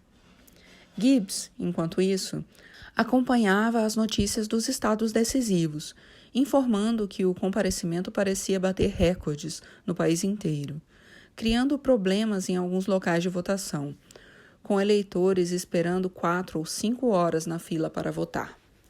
As transmissões ao vivo, informou Gibbs, mostravam que as pessoas estavam mais exultantes do que frustradas, com idosos em cadeiras dobráveis e voluntários distribuindo lanches como se estivessem numa festa de vizinhos ao ar livre. Passei o resto da tarde em casa, fazendo uma coisa aqui e outra ali, inutilmente, enquanto Michelle e as meninas arrumavam os cabelos. Sozinho em meu escritório, resolvi editar os rascunhos de meus discursos de vitória ou de admissão da derrota. Por volta das 20h, Axe ligou para dizer que as redes de TV davam como certa a nossa vitória na Pensilvânia, e Marvin falou que seria melhor irmos para o hotel no centro da cidade e esperar os resultados antes de seguirmos para o Grant Park, onde as pessoas estavam se reunindo. Em frente ao portão da nossa casa, a quantidade de agentes e veículos do serviço secreto parecia ter dobrado nas últimas horas. O chefe de minha escolta, Jeff Gilbert, apertou minha mão e me deu um abraço. Fazia um calor inusitado para Chicago naquela época do ano, quase 20 graus. E, no trajeto de carro pela Lakeshore Drive, Michelle e eu permanecemos calados, olhando fixamente pela janela para o lago Michigan, olhando a bagunça das meninas no banco de trás. De repente, Malha se virou para mim e perguntou: "Papai, você ganhou?" "Acho que sim, minha querida." "E a gente está indo para uma grande festa comemorar?" "Isso mesmo. Por que você está me perguntando?" "Parece que não tem muita gente indo para a festa, porque não há carros na rua." Eu ri ao perceber que minha filha tinha razão. A não ser por nossa carreata, as 6 faixas das 2 pistas estavam completamente desertas. A segurança tinha mudado no hotel também, com equipes armadas da SWAT espalhadas pelas escadas. Nossa família e os amigos mais próximos já estavam na suíte, todos sorrindo, crianças correndo pelo quarto e, apesar disso, a atmosfera ainda era estranhamente muda, como se a ficha do que estava prestes a acontecer ainda não tivesse caído. Minha sogra, em particular, nem sequer fingia estar descontraída. Em meio ao burburinho, eu a vi sentada no sofá, com os olhos fixos na televisão e ar de incredulidade. Tentei imaginar no que estaria pensando. Ela que foi criada a poucos quilômetros dali, numa época em que havia muitos bairros de Chicago onde negros não podiam entrar com segurança, numa época em que empregos de escritório estavam fora de cogitação para a maioria dos negros. E seu pai, sem conseguir se filiar aos sindicatos controlados por brancos, tinha sido obrigado a sobreviver como caixeiro viajante, numa época em que a ideia de um presidente negro nos Estados Unidos pareceria tão absurda quanto galinha criar dentes. Sentei perto dela no sofá. "Tudo bem?" perguntei. Marian encolheu os ombros e continuou olhando fixamente para a televisão. Depois disse: "Isso é meio demais." "Eu sei." Peguei sua mão e a apertei. Os dois sentados, ali, num silêncio compartilhado por alguns minutos. De repente, uma imagem de meu rosto apareceu na tela da TV, e o ABC News anunciou que eu seria o 44º presidente dos Estados Unidos. A sala explodiu. Os gritos se espalharam pelo corredor. Michelle e eu nos beijamos e ela se afastou um pouco para me olhar de cima a baixo, rindo e sacudindo a cabeça. Reggie e Marvin correram para abraçar todo mundo. Logo Plouffe, Axe e Gibbs entraram e lhes dei atenção por vários minutos para ouvi-los recitar os resultados, estado por estado, antes de expressar uma certeza minha, a de que, tanto quanto qualquer coisa que eu tivesse feito, sua habilidade, seu empenho, seu discernimento, sua tenacidade, sua lealdade e seu coração, além da dedicação de toda a equipe, tinham tornado possível aquele momento. O resto da noite, agora, é apenas uma névoa na memória. Lembro da ligação de John McCain, elegante como seu discurso reconhecendo a derrota. Ressaltou que os Estados Unidos deveriam sentir orgulho da história que estava sendo escrita e prometeu me ajudar a ser bem-sucedido.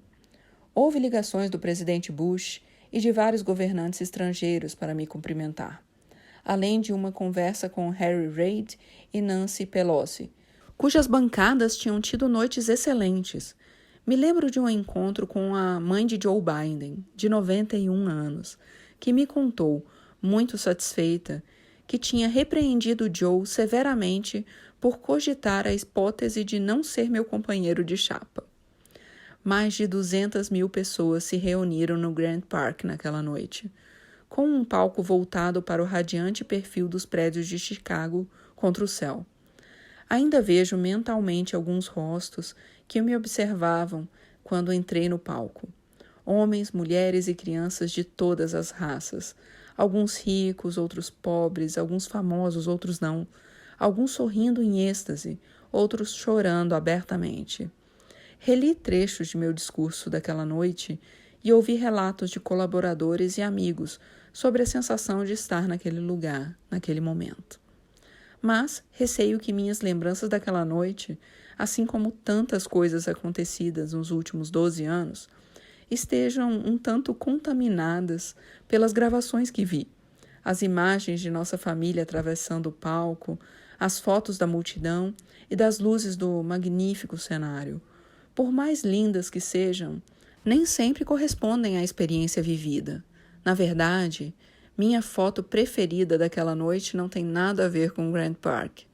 É uma que recebi anos depois, de presente, tirada no Lincoln Memorial enquanto eu discursava em Chicago.